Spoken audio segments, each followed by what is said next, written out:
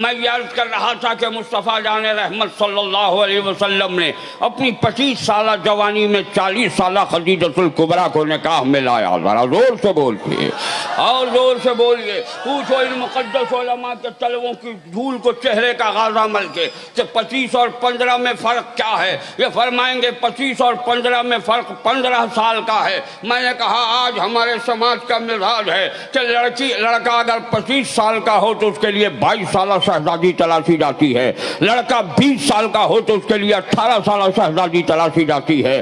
لڑکا 18 سال کا ہو تو اس کے لیے 16 سالہ دوشیزہ تلاشی جاتی ہے. مگر میرے مصطفیٰ نے اپنی 25 سالہ جوانی میں 40 سالہ خدیجۃ الکبریٰ سے نکاح فرمایا. السلام علیکم. لگ رہا ہے کہ سسرال سے ان کو بھگا دیا گیا ہے. اگر کھپڑی کی مار نہیں لگتی تو یہ ادھر سے نہیں بھاگتے, ادھر سے آتے. اللہ تعالیٰ ان کو بھی توفیق دے کہ تھوڑی دیر محبت سے بیٹھ کے سنیں. آمین. زور سے بولیے نا آمین. آمین. یہی سب معاملہ گڑبڑ ہوتا ہے. میں قطعی نہیں چاہتا کہ آپ لوگ اٹھک بیٹھک کیجئے. بولیے ذہن قریب ہے. کتنے لوگ سننے کے موڈ میں ہیں؟ ذرا ہاتھ اٹھا کر زور سے یا رسول اللہ بول دیجیے. مولا تیرے جتنے بندوں نے یا رسول اللہ کے نعرے لگائے ہیں سبوں کو مدینہ شریف کا مسافر بنا دینا. آمین. زور سے بولیے آمین. آمین. آج یہ ذہن قریب کیجئے. جو پیغام دینا چاہتا ہوں اس پیغام کو آپ تک پہنچا دوں. ہمارے یہ علماء فرمائیں گے ذوالقادری تجھے نہیں معلوم مصطفیٰ نبی بن کر آئے تھے. جو نبی بن کر آتا ہے وہ زمانے کی بدترین تہذیب کے سانچے میں نہیں ڈھلتا بلکہ زمانے کی بدترین تہذیب کو صالح اور صحت مند بنانے کے لیے اپنی حسین اور خوبصورت تہذیب پیش فرماتا ہے. ذرا زور سے بولیے سبحان اللہ. مگر میں اگر کسی بزرگ عالم دین کے قدموں کی دھول کو چہرے کا غازہ مل کے عریضہ پیش کروں. مصطفیٰ نے 15 سالہ فرق کو کیوں برداشت کیا ہے؟ جب وہ فرماتے ہوئے نظر آئیں گے نادان تم اسی مصطفیٰ کی بات کرتے ہو جس رسول ہاشمی کا حال یہ کہ چشم میں دست نازنی ڈال دے تو 5 انگلیوں کی کھائیوں سے پانی کا چشمہ جاری ہو جائے. ذرا زور سے بولیے نا دیانتداری سے. یہاں سے میں نبی کا ایک ایک معجزہ سنا رہا ہوں. ہر معجزے کے سننے کا بھی ثواب ملے گا. سبحان اللہ بولو گے تو اللہ کی تسبیح پڑھنے کا بھی ثواب ملے گا. یہ ہمارے بزرگ فرمائیں گے ذوالقادری اسی رسول کی بات کرتے ہو جس رسول ہاشمی کا حال یہ کہ اپنا لعاب ذہن حضرت قتادہ کی آنکھوں میں لگا دیں تو ان کی کھوئی ہوئی بینائی پلٹ آئے. تم اسی مصطفیٰ کی بات کرتے ہو جس رسول ہاشمی کا حال یہ کہ کسی مریض کے جسم پر دست نازنی ڈال دیں تو اللہ انہیں شفا عطا فرماتے. تم اسی رسول کی بات کرتے ہو جس رسول ہاشمی نے حضرت جابر کے دونوں بچوں کو زندہ فرمایا اور دونوں بچوں کے اسرار پر صحابہ کرام کے دندان مبارک سے چبائی ہوئی ہڈیوں کو یکجا کر کے قم بإذن اللہ فرمایا تو بکریاں زندہ ہو گئیں. تم اسی مصطفیٰ کی بات کرتے ہو جس رسول ہاشمی کا حال یہ کہ میدان صحبہ میں ڈوبے ہوئے سورج کو حکم دیا ہے تو ڈوبا ہوا سورج پلٹ آیا ہے. سننا دانا ذوالقادری جس رسول کے لیے قتادہ کی بینائی پلٹائی جا سکتی ہے, جابر کے بچوں میں جان ڈالی جا سکتی ہے, جس رسول کے لیے ڈوبا ہوا سورج پلٹایا جا سکتا ہے, میرا یقین بول رہا ہے اس رسول کے لیے خدیجۃ الکبریٰ کی جوانی بھی لوٹا.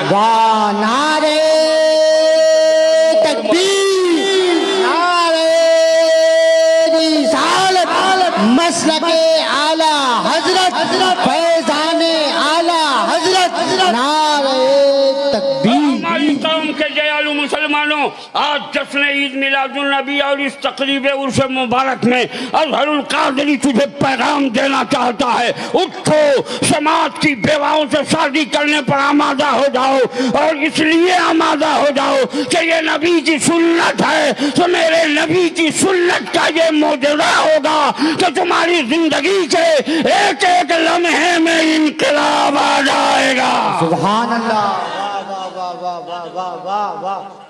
لاجواب تو ہیں مگر ادھر بھی لاجواب ہو جاتے تو کچھ کام بنتا. ادھر تو ایک دم بالکل لگ رہا ہے کہ منہ میں دہی جما کے بیٹھے ہیں, اس لیے یہ لوگ بولنا ہی نہیں چاہتے. میں کہتا ہوں ذرا آپ نہیں بولیے گا تو کون بولے گا؟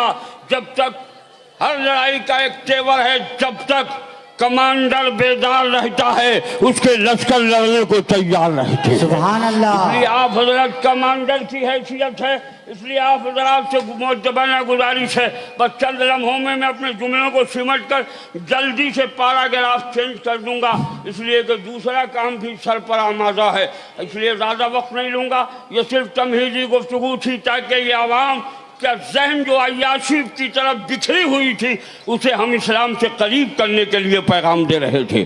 دعا کیجیے کہ اللہ تعالیٰ ہماری تھوڑی سی تقویت ہمارے جملوں سے اس قوم کو تقویت عطا فرمائے۔ آمین۔ ذرا زور سے بولیے آمین۔ آج تھوڑا سا سہن اگر قریب ہے تو جس وقت میرے مصطفیٰ نے اپنی 40 سالہ جوانی میں 25 سالہ جوانی میں 40 سالہ خدیجۃ الکبریٰ سے محبت فرمایا، اس وقت ہمارے ملک، جس ملک کو ہم ہندوستان کہتے ہیں، ہم بھارت کہتے ہیں، انڈیا کہتے ہیں، جس کی مٹی سے ہمیں پیار ہے، بولو ہے یا نہیں ہے؟ کتنے لوگوں کو بھارت کی مٹی سے پیار ہے؟ ذرا ہاتھ اٹھا کے بولیے۔ میں کھلے لفظوں میں کہتا ہوں، کچھ لوگ، شبیر صاحب تھوڑی سی توجہ، کچھ لوگ آنکھیں تیکھی کر کے ہماری طرف دیکھتے ہیں اور کہتے ہیں کہ یہ لوگ اپنے آپ کو بھارتی نہیں کہتے، بھارتی نہیں ہیں۔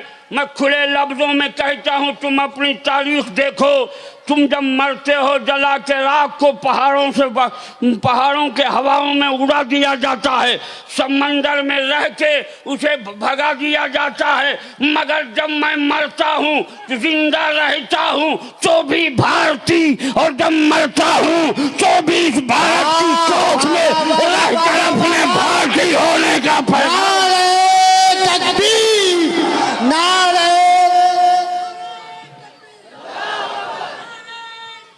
اللہ اکبر۔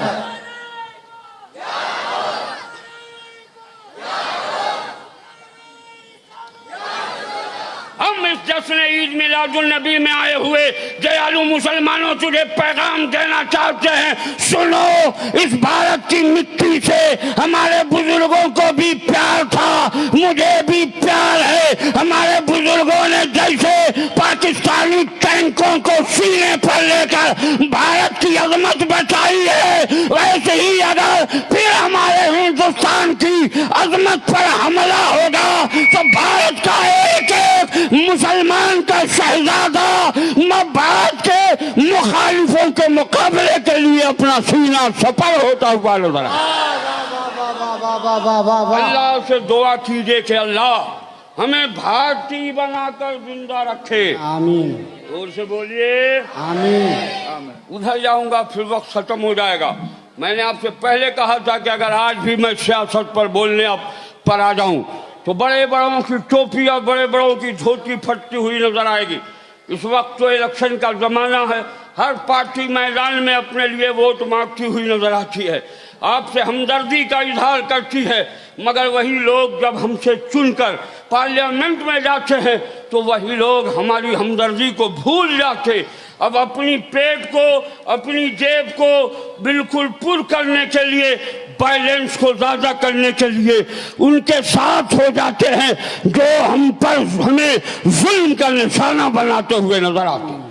اللہ تعالیٰ ہدایت دے، اللہ تعالیٰ ہمارے بھارت میں انقلاب پیدا فرمائے۔ آمین، ذرا زور سے بولیے، آمین۔ آگے تھوڑا سا ذہن قریب کیجئے۔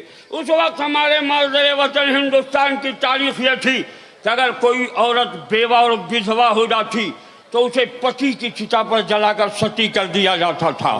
اگر یہی رواج قائم ہوتا تو آج بھارت میں کوئی بیوہ نظر نہیں آتی، ساری بیوائیں پتی کی چتا پر جلا کر ستی کر دی جاتی۔ پوری دنیا میں تقریباً 32,000 مذاہب ہیں، مگر پوری دنیا کے سارے مذہبوں کو چیلنج ہے، جہاں کسی بیوہ کے لیے کوئی وقار اس کو بلند کرنے کے لیے قانون نظر نہیں آتا، اور کسی مذہب کا احسان کسی بیوہ پر نہیں ہے۔ پوری دنیا کی بیواؤں پر اگر کسی کا سب سے بڑا احسان ہے تو وہ